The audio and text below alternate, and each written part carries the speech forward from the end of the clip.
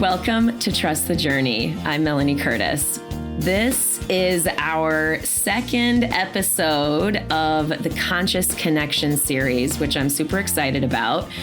That is where we are bringing in other like-minded, like-hearted, beautiful, radiant balls of light that we love, that we know have value to impart to you all listening. We want to open the space beyond Jay and myself to allow people's stories to reach you and touch you, share their light, share their wisdom, share their insight, their experience, their hilarity. It's all fair game in this space because we're here. Our core mission remains the same: to live, laugh, love, and learn together with all of you.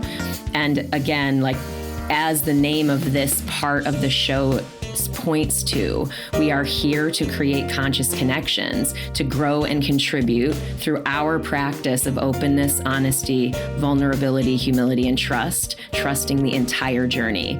So that's what we're up to today. Per usual, if you want to find the show, if you are new to the show, go to trustthejourney.today. You're welcome to follow, subscribe, all the reviews. If you get a lot out of this show, we welcome those shares and that feedback. If you want to join the Trust the Journey family, that's a private Facebook group where we expand the conversation from here. And all you need to do to get into that group is to donate on Patreon in any amount. So go to the website, trustthejourney.today, scroll down, and the donate to Patreon button is there. So that's it, fam. Oh my God, I just don't even know where to start. I am thrilled to welcome Shannon Hernandez to the Trust the Journey Conscious Connection space today. I'm going to give you a little bit of her bio so that you kind of know what you're getting into today. She is a former registered nurse. She's a massage therapist.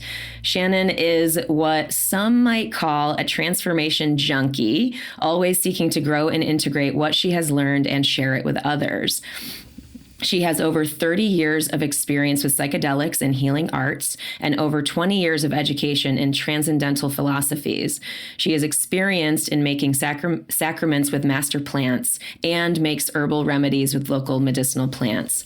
She is a coach, mentor, mom, plant sacrament facilitator, and ordained minister. She is a lover of people, plants, and animals and believes in the deep intrinsic value of Mother Nature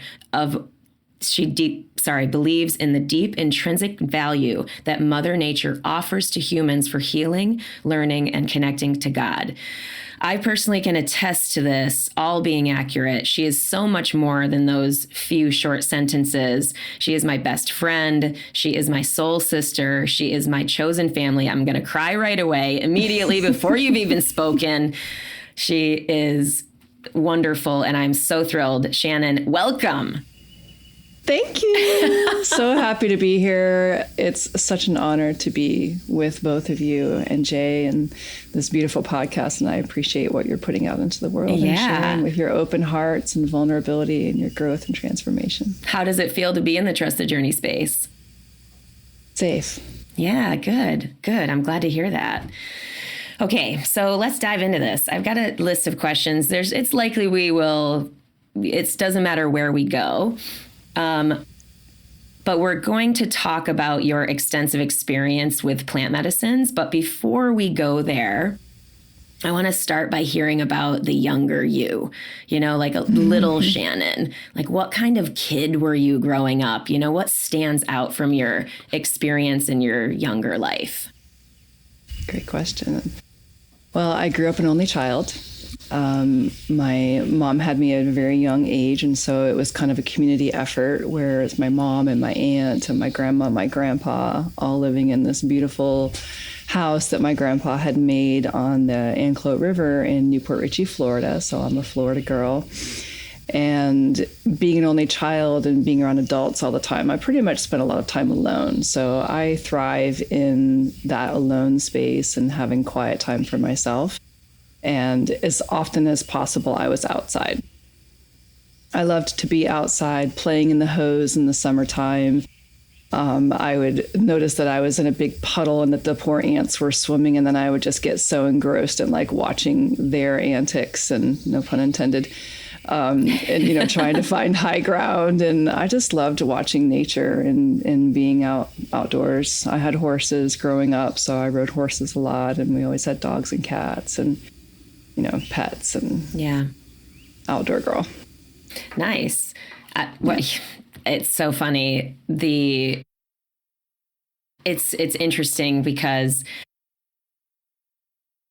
the plant medicine work, at least in my experience, brings us back to those the younger years of our life a lot, because there's so much there to heal. There's so much there, and we have our stories of like, oh, this is what I was like, and we think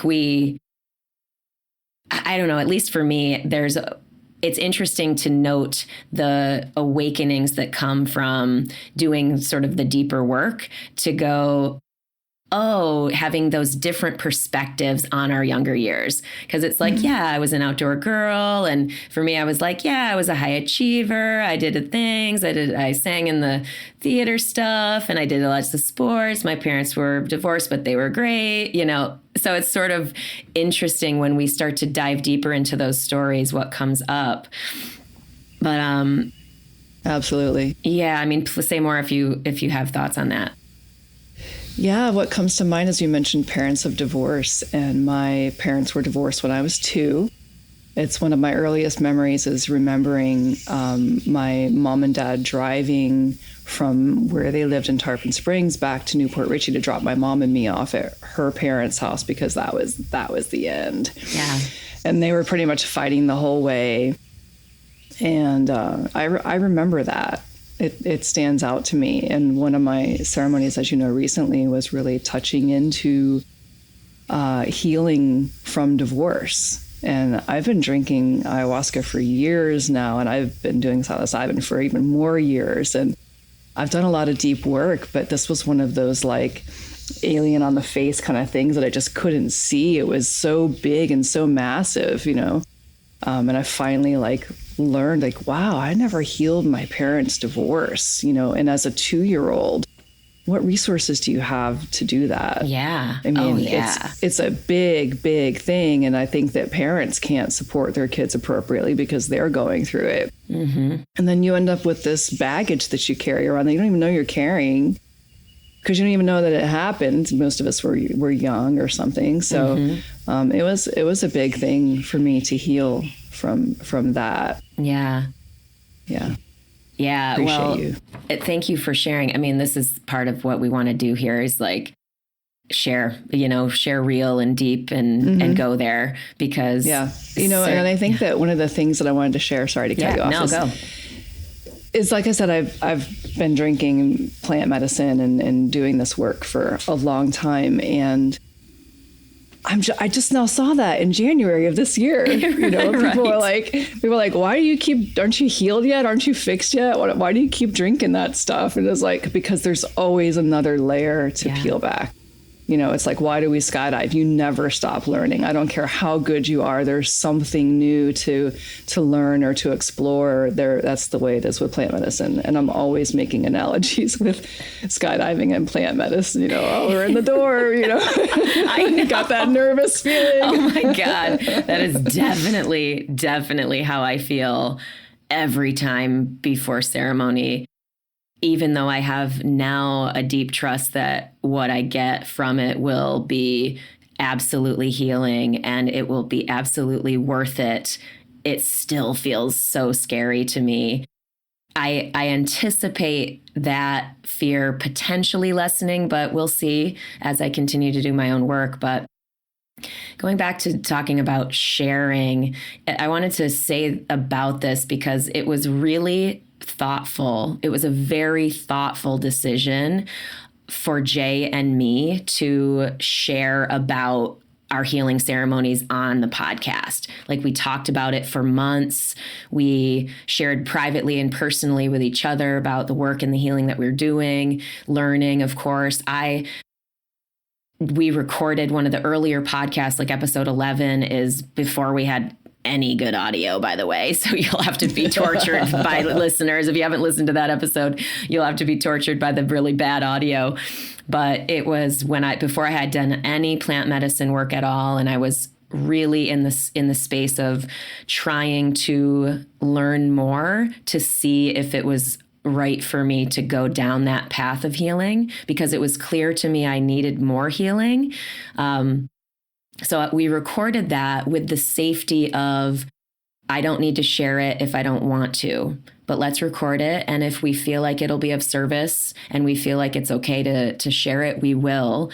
And over that time, we're listening to more shows, and there was a lot more conversation sort of in the zeitgeist around this sort of plant medicine and the healing, and a lot of people were talking about it. So it felt like, you know what, we want to join this conversation. So I bring that up because the disclaimer is also always in full effect, that we are not medical doctors, right? That we are sharing from our own experiences and inspirations, and hopefully it is for informational purposes only. Like, we want to make sure we say that you need to do your own research and consult professionals if you are considering going down this path. So with that said, so Shannon, back to you. I want to hear more, if you are willing, what's one or a couple of, or one of the most impactful personal experiences you've had with plant medicine? Like, what was your intention going into your ceremony, and what did you get? Like, is there one of those stories that you could tell us, or a couple, whatever you want to tell us, we're all ears.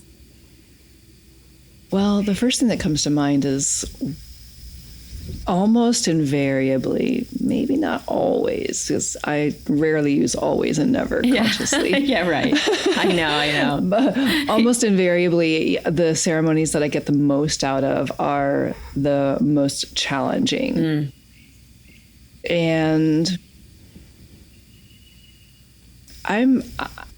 I don't want to share this, but I'm feeling like I'm being told to share this. Okay. So I'm just going to go really out on a limb and be super vulnerable and just throw this out there. Sure. This is a big story of mine. So I had been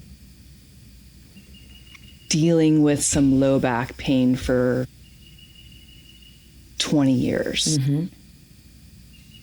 Not bad. Like, back in 2000, it definitely was like worse, but I had done a lot of work on it, both emotionally and physically, and I'd healed a lot of it. So I'd say I had like 5%, just more of a stiffness in my low back.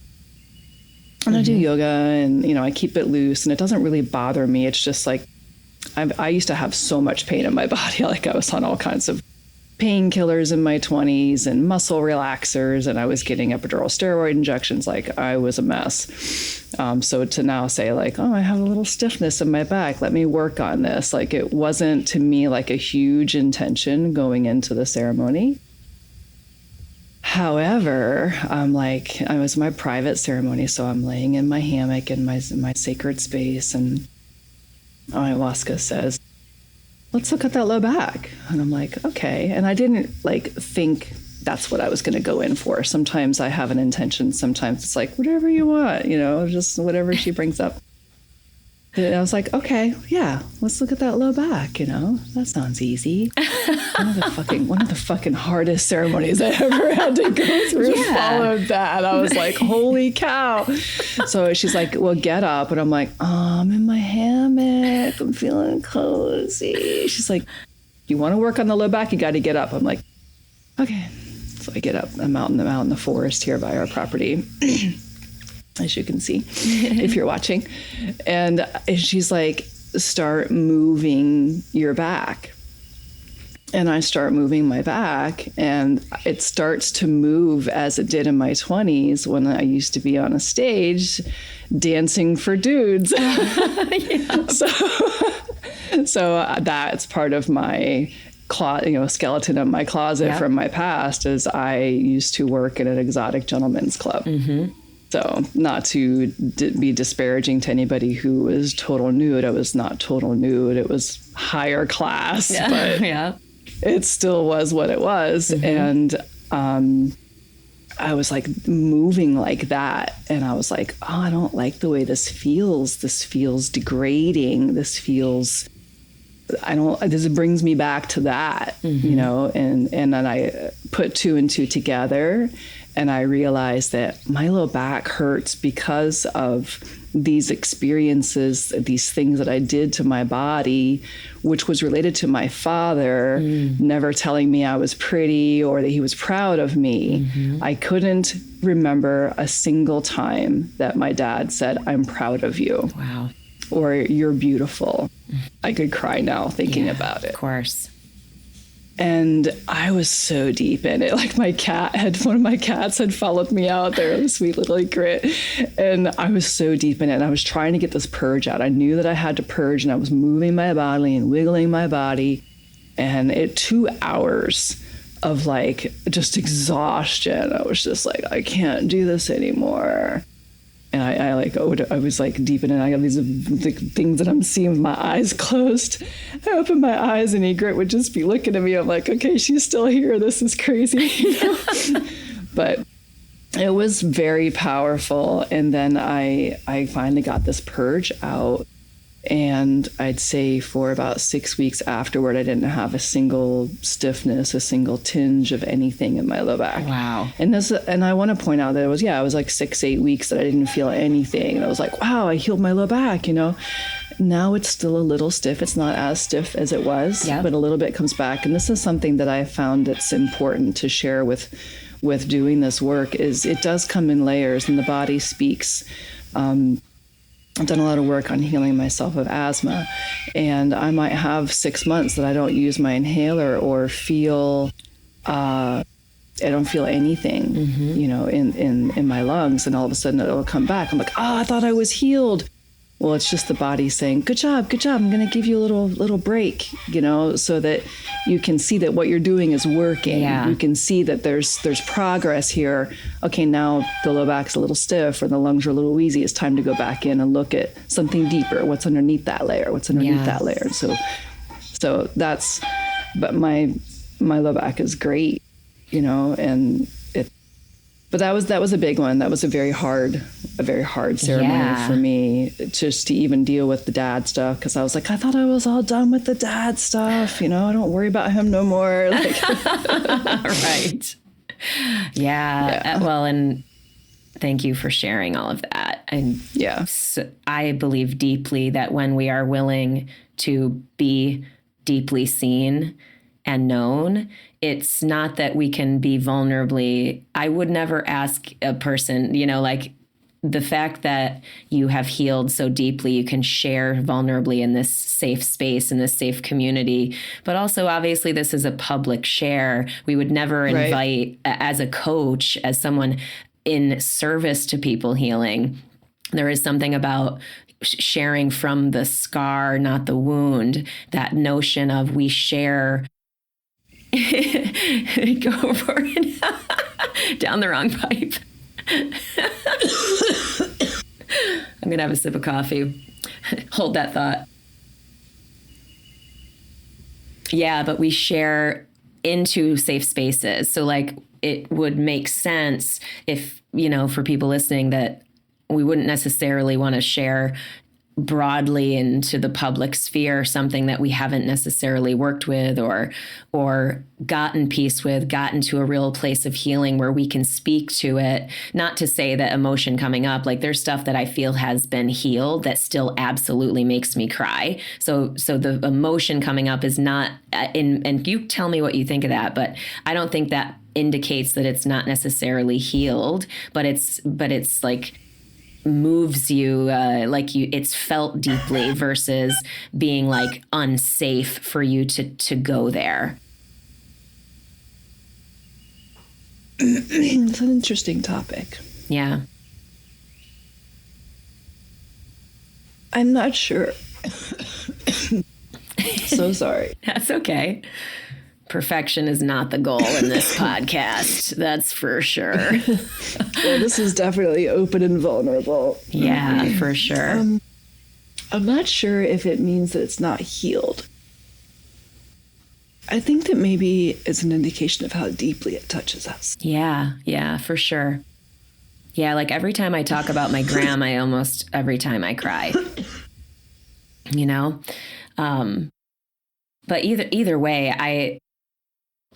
I appreciate that you share. I believe deeply that when we share like that, when we allow ourselves just to be seen, we are being of service to people who are listening. Like, I just so believe in that. That is why I am motivated to have this space at all. Why I make time for this podcast is that Jay and I have, that just that idea of, oh my God, there's so many beautiful people that have so many rich and deep stories that could really help someone. Like I'm really, anyway, I could go on and on about that, but I'm curious. I want to ask more about personal stories. Feel free to interject them as we go forward. But you, as a facilitator, someone who works with the plant sacraments and who helps facilitate this kind of healing for people, like, I'm curious about stories on that side of the house too. So like, if you can share, obviously honoring confidentiality, certainly, of course, I would never ask you to share anything that you cannot share, but maybe there's something that you are allowed to share, or you can share anonymously that would speak to the impact of you being in the role of facilitator for the people that you are working with. Like, what does that look like? You know what I mean? Are you looking for like miracle story kind of thing? Well, just anything. No, it doesn't have to be a miracle story. I mean, it can be anything, just something from your perspective as a facilitator. Yeah. The beauty for me of this work, and part of almost all of why it's so priceless and why I'm so honored, is the intimacy that I am privileged to experience with people. Because people come to this experience, this work, they come to plant medicine often because nothing else is working. Right. I used to be a nurse. I went the whole I went the whole medical model. Mm-hmm. When it came to my pain control, when it came to asthma, I did the medical model. And so people come when their marriage is failing. Yeah. When they're in so much pain they can't stand it anymore. When they can't see their kids anymore. And it's not to say that's everyone's experience, but I think we all have a varying level of pain tolerance. And for some people, it might just be like, I can't get relationships to work in my life. Maybe I'm not on the verge of divorce, but I just can't seem to get this one area of my life isn't working. And so they're like, okay, I'm gonna try this. And so because of that motivating factor, that damn matcha tea, man, throw it off. Because of the universe is going wink, wink. You wanted to be perfect on this interview. Wink, wink, wink. Now you got the matcha tea. Because of that motivating, yeah. I will not be drinking that anymore. Today, just for today.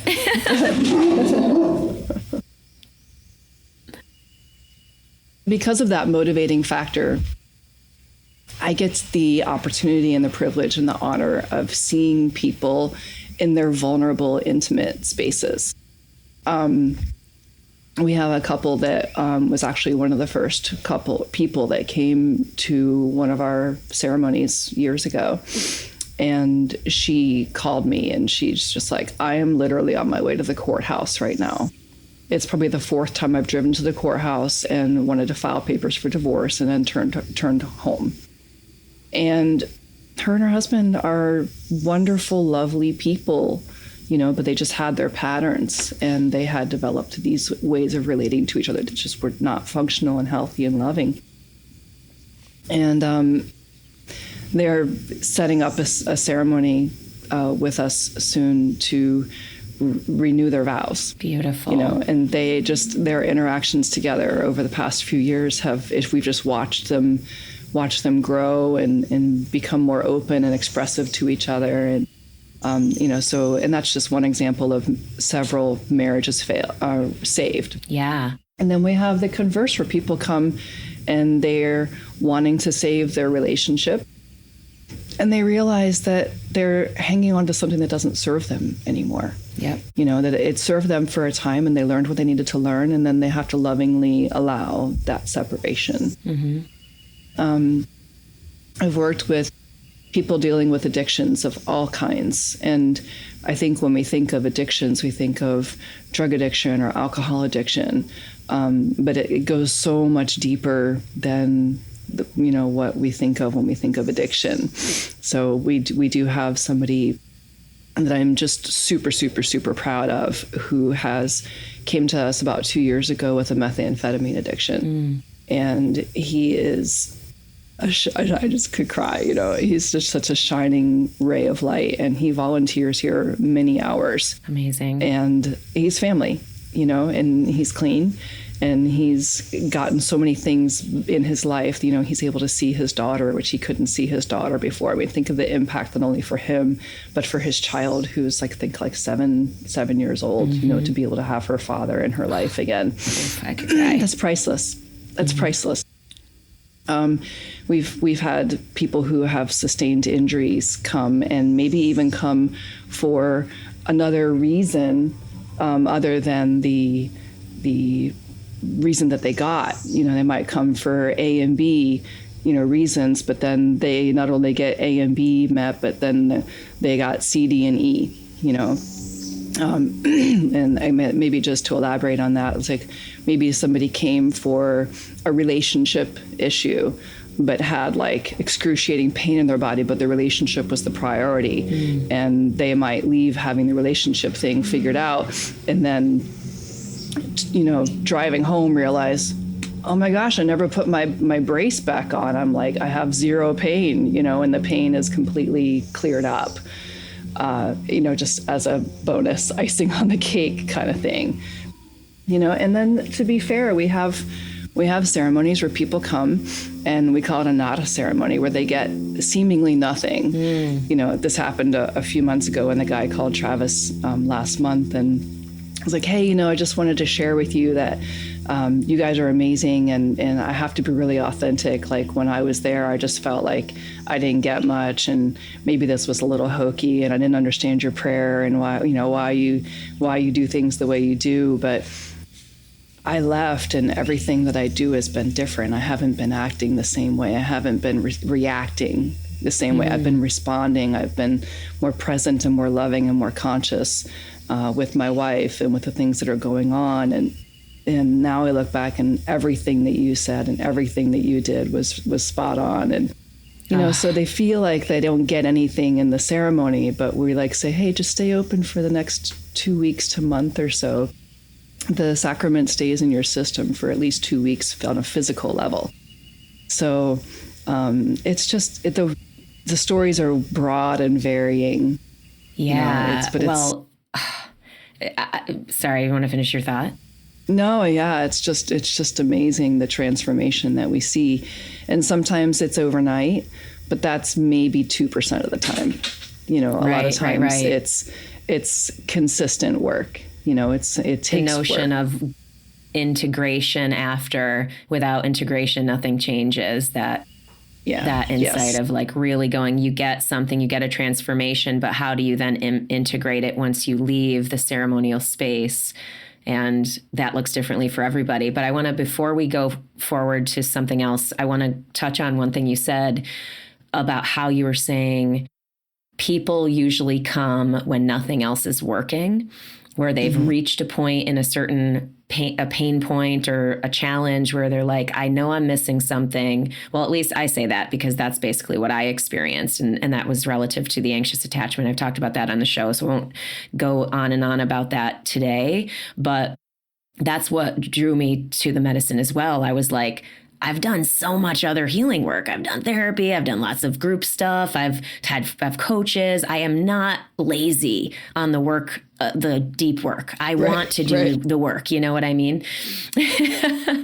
And so that's what happened for me, where I was like, I'm clearly missing something that I cannot seem to access in this current waking consciousness. And I've learned enough over the last 4 years of my research and my 4 years of listening to Shannon tell me about her work, you know, and learning from that, right?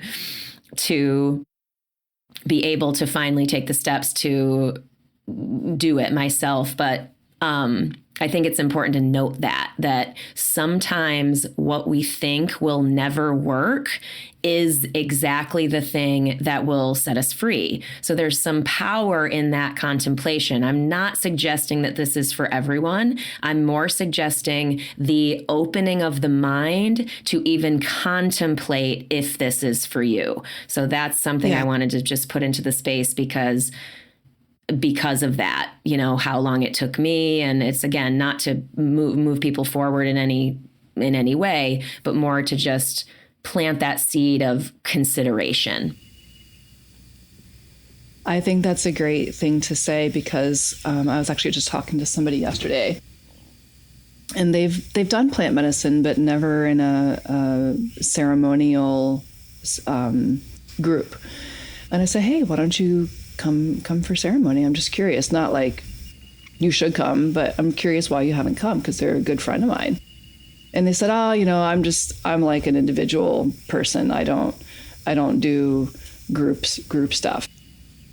And I think that there's something to look at. And when we say like, I'm like this, or I'm like that, or I do this, or I don't do that, how can we transform if we've already have this rigid way of thinking about how we are? Mm-hmm.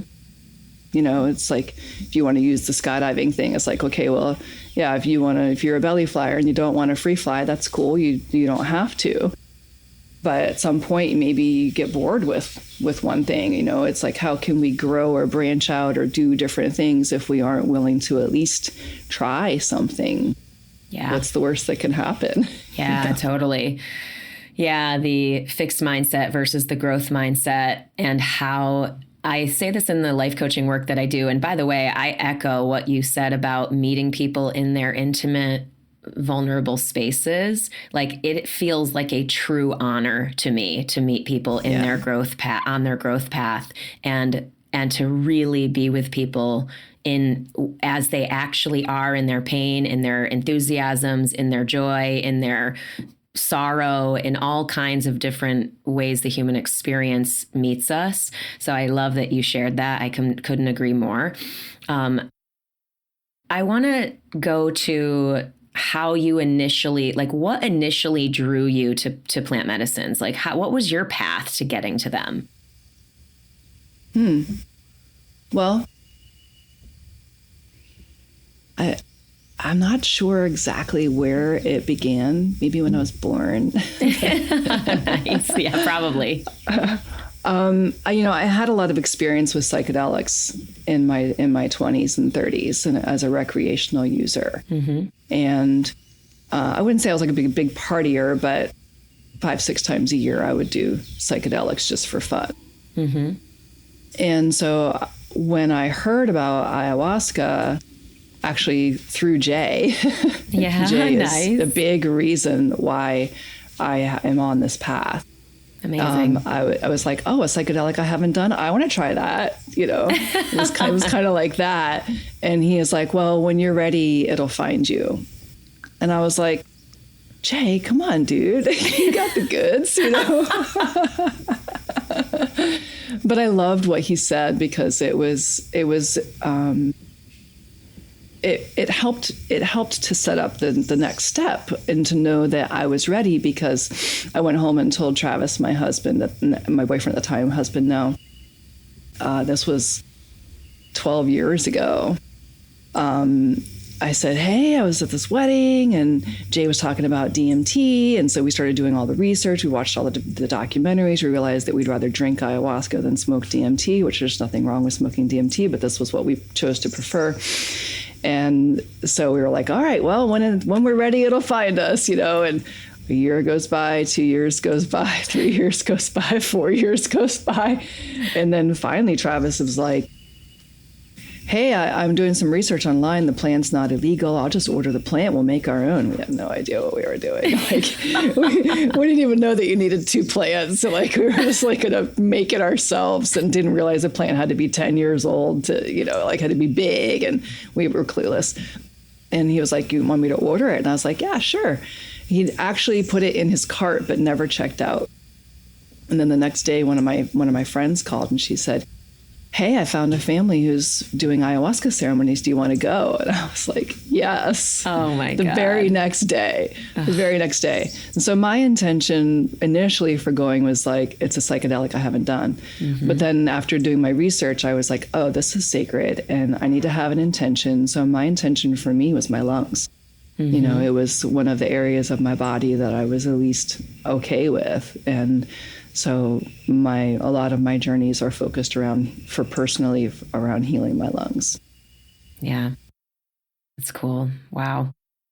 So can you tell us about like that earlier experiences? Like what, because you're very experienced and maybe you tell us, I want to hear about the medicines that you work with and facilitate, but I also kind of want to share more about like the earlier parts of your path so that people get a sense for what that's like. You know what I mean? So what would you say about once, okay, you realized, oh, this is sacred. This is not a party. This is not just a recreational thing. This is actually for and again, I don't want to put words in your mouth. I don't even know if you were aware that it was for healing purposes. When did that clarity come to you where you're like, oh, this is healing work. This is not always fun. Maybe it's never fun. I don't know. Like how did that transformation of awareness of what the plant medicine actually brought to you and how you wanted to engage it? When did that start to change? That changed with the first documentary that we watched. Okay. After hearing about DMT, we just started Googling stuff and then we learned like, oh, wow, this is a sacred practice from South America and is originally from indigenous use. And I have great respect for indigenous people. Mm. And so that's kind of where we were like, oh, but you know how sometimes you have in life where you have like a conceptual awareness of something, but then you have the experiential. Yeah. So like watching the documentary is like, oh, this is sacred. This is not a party. Okay, this is what we're getting into. So when we do finally find it, it's going to be more like, yes, I honor and respect. Mm-hmm. Internal versus external. Mm-hmm. I'm not going to be watching the trees grow above me. I'm going to be going inside and looking at my own inner tree. Yeah. And so that first ceremony was very enlightening from that point of view. And ever since then, every psychedelic I've ever done has had an intention, has had a prayer, has had some purpose. So like I had done mushrooms prior to that, and I had gotten deep insights and spiritual experiences through mushrooms, but it wasn't my intention. It was like a byproduct. But after that, it's kind of flipped where every time I do mushrooms now, it's for sacred use only. Yeah. And I might have a beautiful visual experience for a moment, but then I'm going back inside and I'm doing the inner work. I heard a really great analogy or saying a few years ago that using psilocybin, and I would just put all psychedelics in this, using any psychedelic recreationally is like using a supercomputer to play Tetris. Mm-hmm. So you have this very, very powerful apparatus, this mode of traveling into spaces that you cannot get to without years of deep contemplation or hours and hours of breath work or other modalities. Not to say that it can't be gotten, but this is like the fastest, easiest, most efficient way to just boom, get there.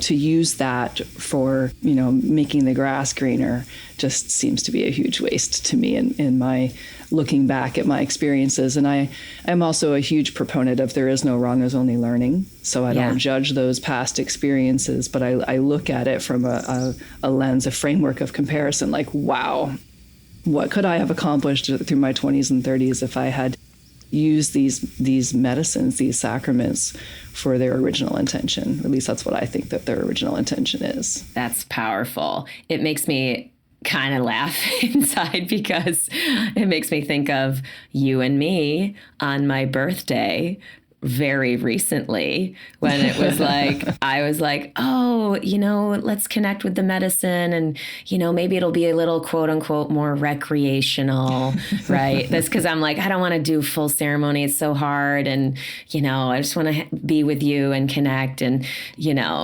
love each other, the whole thing. You were there, And then immediately, I barely had anything. We've had some psilocybin. I barely had anything. And immediately, half a gram. Immediately, the medicine basically slapped me on the wrist, bam, and was like, only healing. Basically going, there's no recreation. There is only healing. Yeah. And I was like, so even then I was like, I allowed myself to go into that more ceremonial experience that we then shared. And I got some amazing deep insights. I had a good cry over, some contemplation around my family and, how when my gram was alive, we all would come together. My cousins would come together, and this thought of that's over, and I feel sad about that and sort of crying about that while simultaneously connecting to the idea of talking to my mom and being like, hey, let's try again. Like we tried a couple of years after my gram had passed to bring the family together again. And some of the locals just didn't show and there just wasn't a commitment by the family. But there was also, I didn't really make an effort to engender enthusiasm in my family to come either. So there was this both grieving that perceived loss and this idea that meeting this painful idea that experience in my family is over forever. And then this new idea, this new insight of going, well, maybe it's not. We could try again. I could talk to my mom. We could try again. And I did talk to my mom and she said, yeah, let's try again. So we'll see. But like that came only from the medicine and trusting that there was healing there for me. And when I started to feel that sadness come up in that, moment when we're supposed to be quote unquote recreating together, you know what I mean? It's just like, and of course, being with you as my family, as my soul sister, as my best friend and the safest emotional place in my life, I know I can go there if ever that feeling and emotion comes up. And I almost want to hear you say more about that, about emotion, about purging, because I know people are a lot of people are afraid of purging, of puking. But I mean, I was less afraid of quote unquote purging crying, very much afraid of purging vomiting. Obviously I've gotten through that, but I almost want to hear more about what the purges can be for people and say more about anything that comes up for yourself around that as well. Sure. Yeah, there are many ways to purge. I think that I've heard Jay talk a little bit about it on previous podcasts, but obviously one is crying.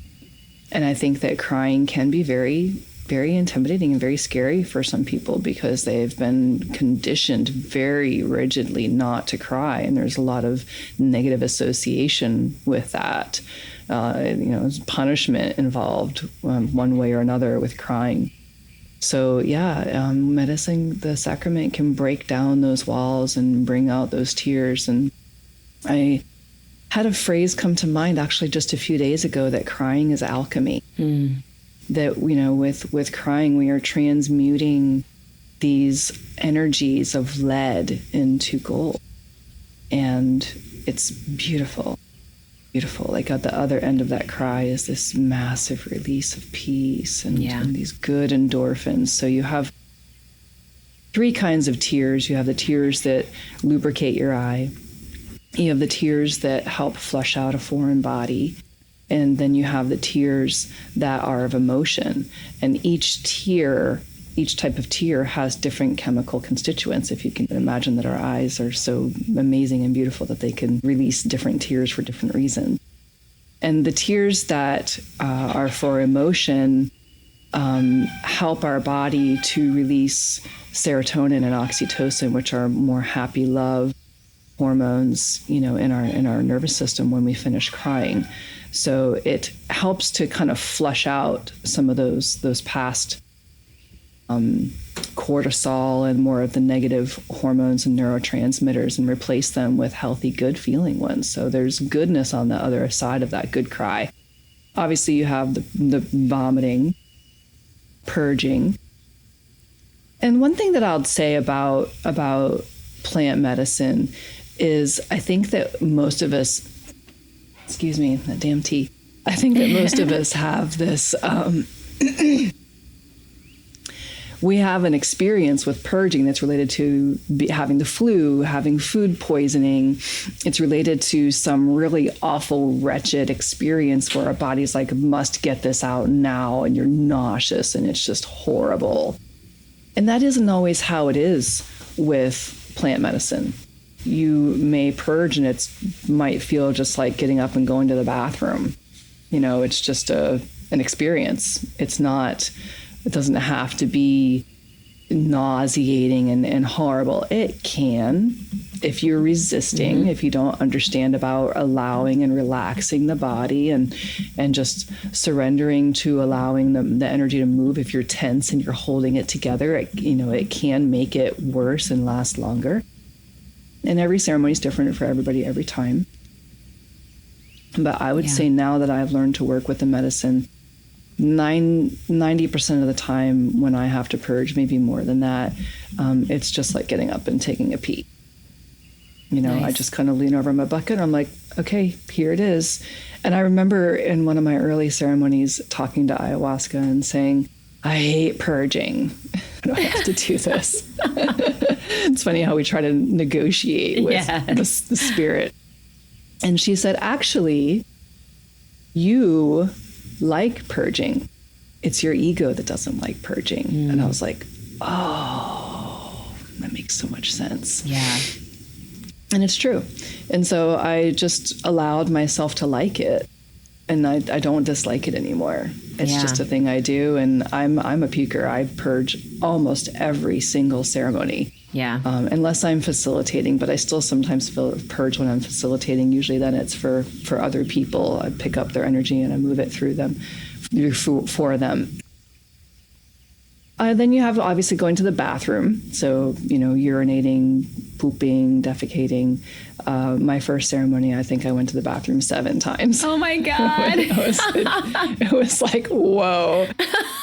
And I puked 3 times. So I think the medicine knew, like, we got to get this girl facilitating, so we're just going to clean her out really fast.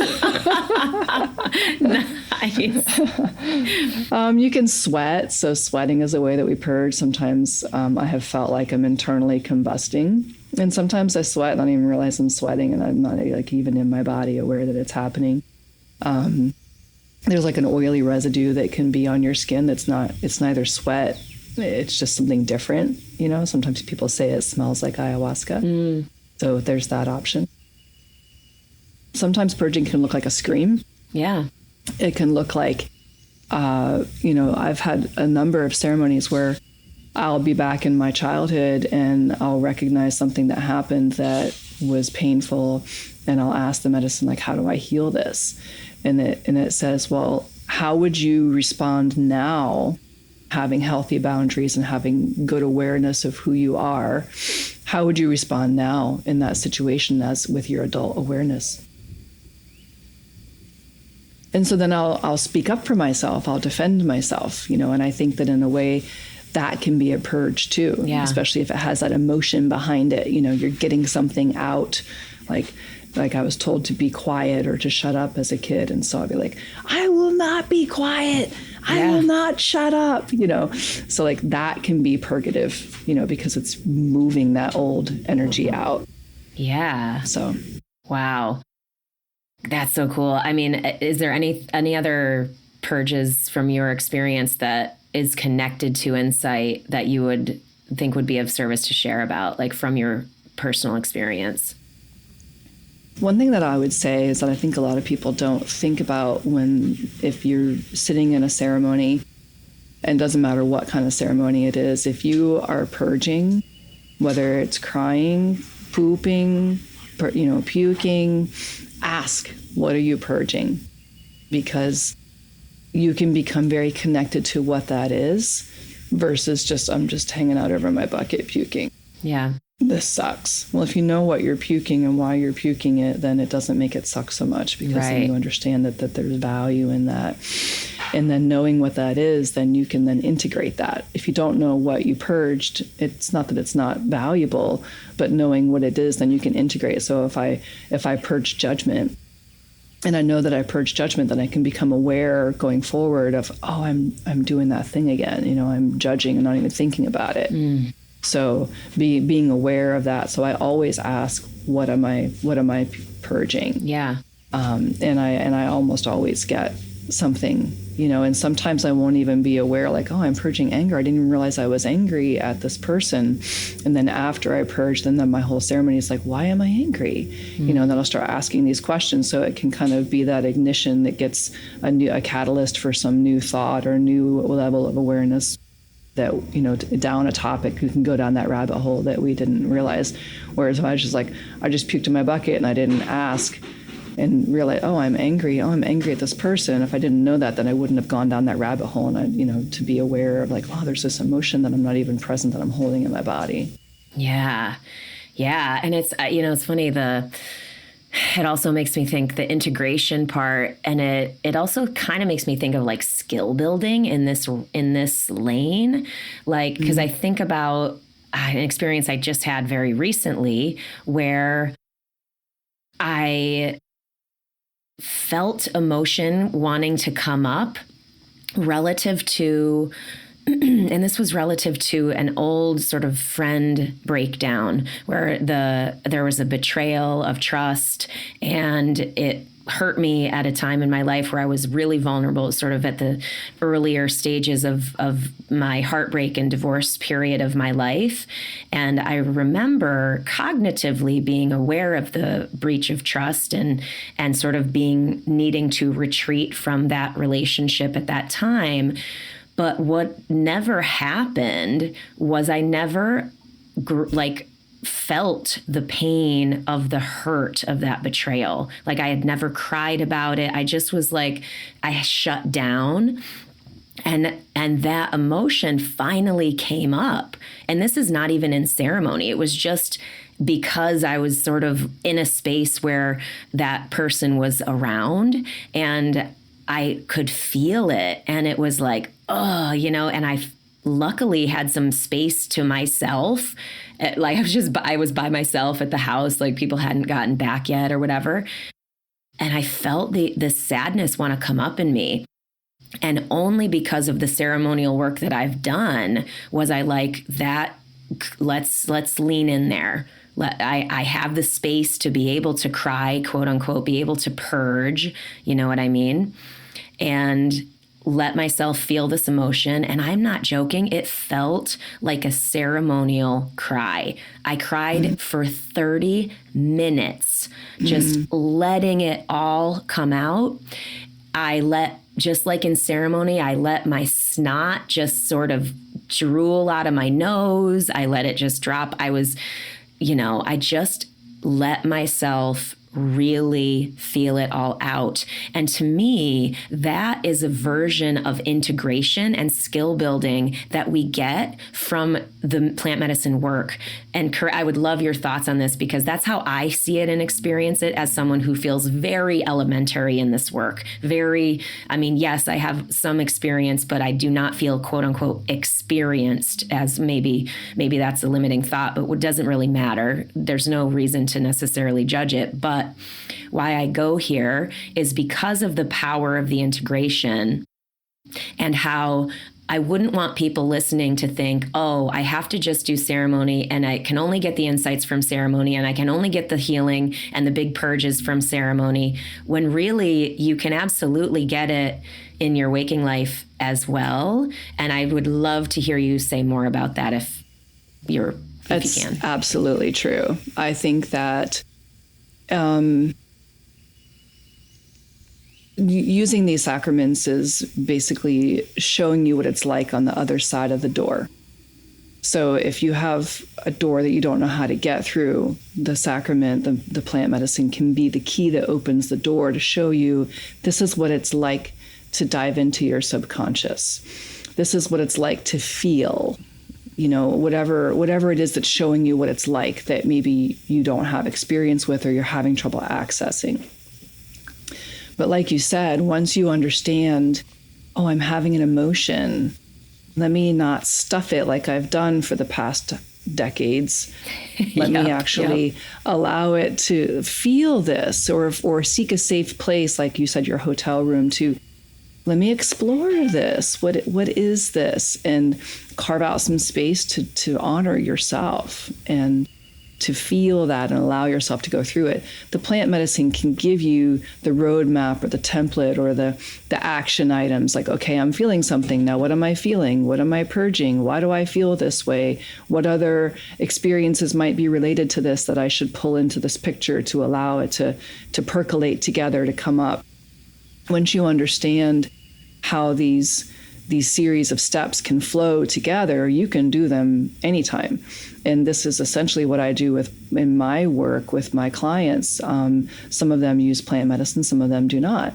And, one person might say, I've had this pain in my foot for decades and it hurts. I've got bunions on my feet and I think I need to go see a podiatrist and get surgery.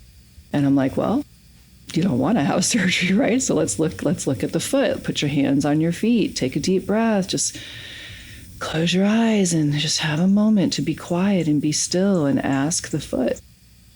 This may sound really weird, but it works. Your foot has cells, and these cells have consciousness. They are a part of you, just like we are cellular organisms on the earth. We're all just part of a bigger growing mass. And so you can look infinitely macroscopically and infinitely microscopically. It's all connected. So she's looking at her foot and she's like, I'm like, ask your foot, what is it? And all of a sudden, like, an ex-boyfriend comes to mind.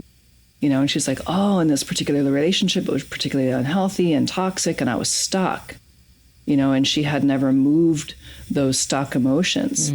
And I have an analogy that I use, that we are all basically like a warehouse, and we have a warehouse of boxes in our warehouse that have not been unpacked. Some people's warehouses are more full than others, but we all have boxes in our warehouse. It's like as if you were moving and the boxes are labeled, kitchen sink, living room, bedroom, dining room. But instead, the boxes are more like, oh, this is from my relationship with Bob, and this is from my relationship with my mom. And so the box might be titled Mom. Yeah. And you unpack this box. And unpacking that box without plant medicine looks exactly, not exactly, but often very similar to what you experienced. Well, wow. And this is what my client did. And she carved out some space for herself, and she got into child's pose, which is basically just, on your knees with your knees bent, your head on the floor, kind of bent over, like kind of relaxed and in a surrendering kind of pose. And she touched her feet and she said, show me. what's going on here? And this relationship came up, and she had some tears, and she had some anger, and then she had some self-forgiveness to do, because she knew that she had inflicted harm on herself for staying in this toxic relationship for much longer. And she knew that it was longer than it needed to be. And she cried that out, and she apologized to herself, and she apologized to the universe, and she loved her feet, and she rubbed her feet, and she made a regular ritual to rub lotion on her feet and tell her feet that she loves her feet. And she has zero foot pain now. Amazing. Her bunions are shrinking. We had her draw an outline of her foot on a piece of paper to see like how big these bunions were, and they're going down.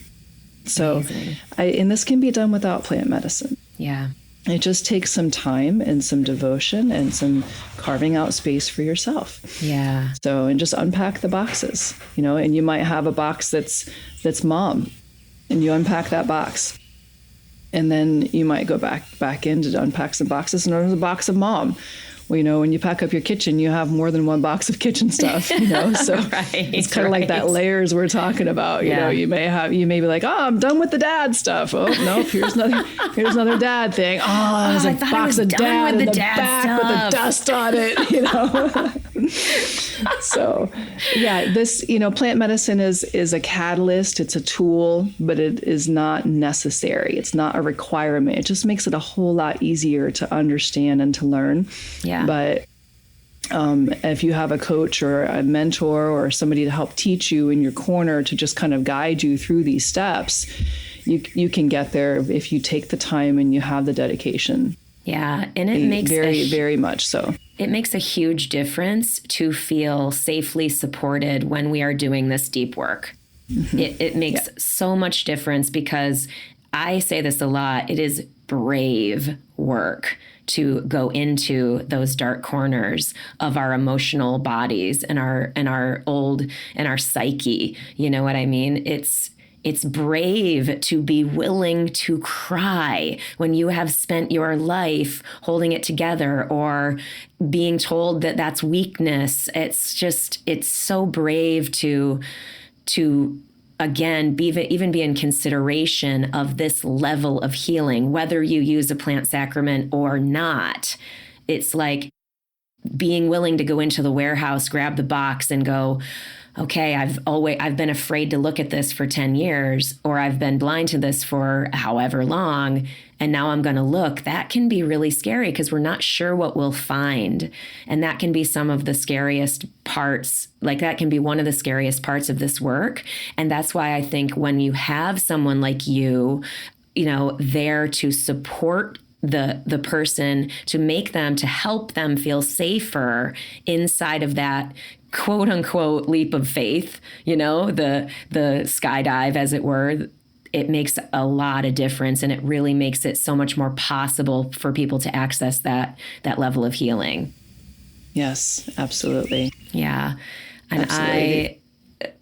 I don't know if you want to share a little bit about this, but I want to make sure I ask just in case, what, if you want to share about what medicines you do work with and some of the distinctions around them, you can. You don't have to. We can talk about that at another time. But I don't know if that's useful to share about or what. So go for it. Yeah, for me personally, I've found that a number of medicines have found me. It wasn't that I was seeking them out. And I find that they all have their own value, very powerful value. And it's kind of like, you may have a handful of really good friends, and they each provide something very special and very unique in what they offer in the friendship. So primarily my favorite medicine is ayahuasca.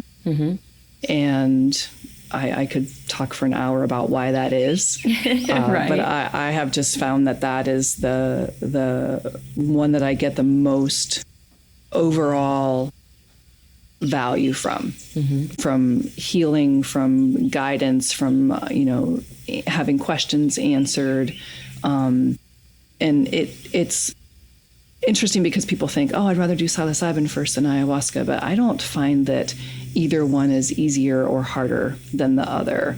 It's all dose dependent. Everything is dose dependent. So I do psilocybin as well. Mm-hmm. When I do my psilocybin ceremonies, it's usually over 5 grams. Mm-hmm. The one that I had with you, where you visited your gram in the place, and I healed my parents' divorce. Like that was, you were on 0.6 and I was on 1.2. Like we had these. It was very profound. So it doesn't have to be, a big dose, but I tend to do higher doses of psilocybin, and it is almost just like ayahuasca. I find that psilocybin is maybe more teaching and ayahuasca is more healing, but not exclusively. So ayahuasca is definitely teaching and psilocybin is definitely healing, but there's a weighted variance there. Got it. I also personally work with Bufo alvarius, the Sonoran desert toad toad venom. Mm-hmm. And that found me last year around this time through my love of flight, oddly enough. Mm-hmm. And I followed that avenue, and I was introduced to a wonderful woman who facilitated my first 2 Bufo ceremonies. And then the universe found it to put the medicine in my hands without me even seeking it out. So I do have that for my personal use, but I don't facilitate that. I don't find that I am qualified or experienced to be able to facilitate that. And I really want to be an expert in 1 or 2 medicines. Mm-hmm. I don't want to be spread out. I feel like I want to do a good job at the things that I do. I also work with San Pedro. Mm-hmm. I got my cactus shirt on today. Yes. But I do work with San Pedro. We have San Pedro ceremonies here at our retreat center. Those are more for like 4th of July and maybe once or twice a year special type of ceremonies. The same with psilocybin. What we actually facilitate for other people is primarily ayahuasca. Mm-hmm. 99% ayahuasca. Beautiful. Well, my Mass, my most amazing soul sister, I could cry. It is so difficult for me not to just cry tears of absolute love and appreciation for you. You are such a beautiful, wonderful light in my life, in this world. It is undeniably profound, the value you bring to my life. And as I sit back and get to bear witness to your life and your work, it is incredible. And it brings me great joy when I get to refer people to you and tell people about you when that is the right thing to share for them. I'm not just saying, oh, I tell everyone about you. I don't. I tell the people that feel it feels right to tell about you and your work. And it brings me great joy when those fits are found as well. And I just want to acknowledge you for all of the work that you have done to heal yourself, the work that you continue to do to heal yourself. I want to thank you. I love you so much. I want to thank you for doing that and for being my friend, my friend, my family. I honor you. I deeply see you. And I am so happy. These are like tears of joy, like so happy to share you with the world through the platform that I have. Like, I'm just so happy you were willing to come and do this and share your gifts and radiance with everyone in the Trust the Journey family. But I could go on and on. I could literally talk for fucking hours, just like you could talk about ayahuasca for hours. I could talk about you for hours, but I will never, ever forget seeing you across the way at Elsinore when we first met. And love at first sight, baby. Love at first sight.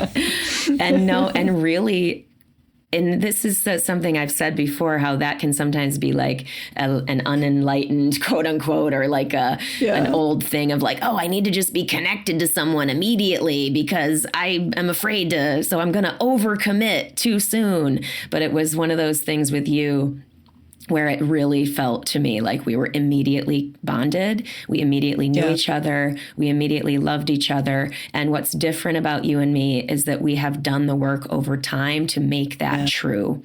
It's not that we just were like, oh, that's true, and we just get it because whatever. Yeah. We really have done the work in our friendship over the years. And that is why I sit here in tears of true, massive gratitude. And I could, again, go on for hours, but thank you for being you. And with that, is there anything else that we haven't talked about that you want to share before we close? Or anywhere people can find you if you want to share that as well. No worries either way. If you want to find me, reach out to Mel. Yep. Our church is private. And until the government deregulates or reclassifies what we do, we are very discreet. Yep. So reach out to Mel or Jay. Cool. And they can refer you.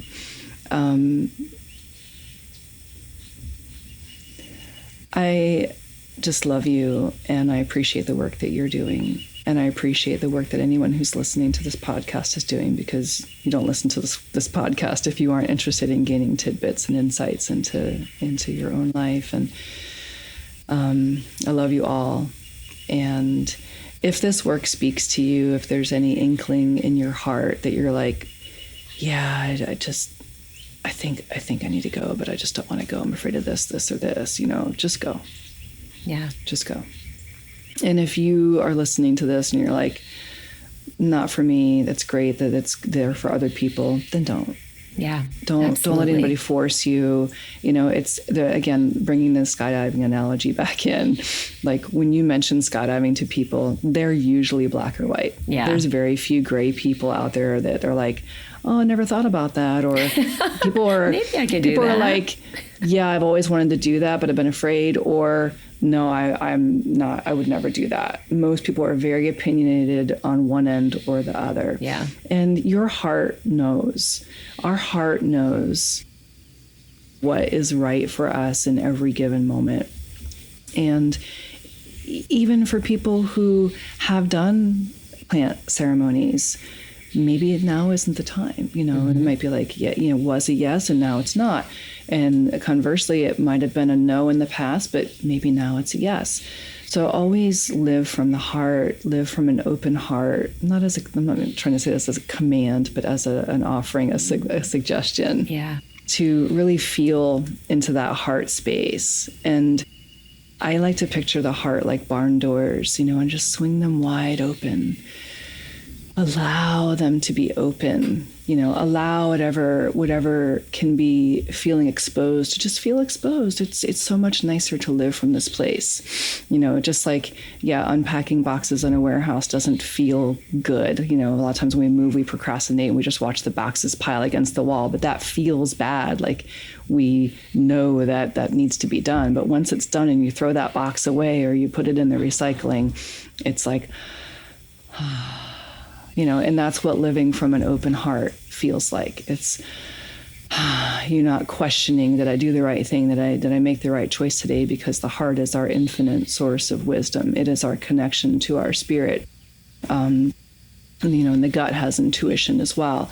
But if you look at the new science that's around the heart, as they're finding that there are just as many neurons and neural pathways in the heart as there are in the brain. And it's because the heart is always sending signals up to the brain as a message, turn left, that rock star parking is going to be down this way. Right. Simple things like that, or no, red flag, that person's not the one for you. Mm-hmm. But our heart is always sending these messages up to the brain, but the brain is also going, I don't know.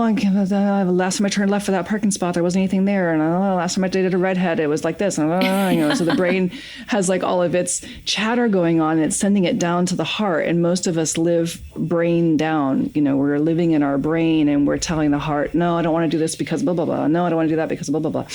But if we open the heart and allow those messages to come up and instruct the brain, then we're living more heart-centered and we can be in that flow state. There's also a lot of science around flow states, and this is one of the ways to access that flow state is to turn the brain down, turn the heart up.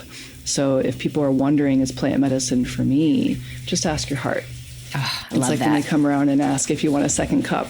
Don't ask your head. Yeah. Don't ask your stomach. Ask your heart. Yeah, right. I like that. Turn your brain down, turn your heart up. That's awesome. Oh, God, I love it. I love it all. And clearly we have plenty more that we can talk about. So I anticipate and certainly see in the future a second visit from my beautiful soul sister. Shannon, I love you so much. If anybody wants to reach out, they can reach out to me directly as well. But if they want a referral to the church, they have to reach out through you. Yeah. But if anybody wants to reach out, I'm happy to answer questions or, give people my insights if they have anything they want to ask me directly. I am an open book, as you may have figured out. So I'm very, very comfortable with my past, and I know that I'm doing good work here. So I'm happy to help anybody in any way I can. Absolutely. And as Shannon said, if you do want to reach out to me to get a referral, just email me, mel@melaniecurtis.com. And as per usual, if you feel called to share this show and or like or subscribe to the podcast, we always welcome that stuff. Trustthejourney.today. But Shannon, you are amazing. The world is better, so much better with you in it. The ripples you are making are massive, and I think you know that, but I want to say it just in case. And family, Trust the Journey peeps, thank you so much for being here, and we love you so, so, so, so much. Thank you, my mess. Back at you. Love you all.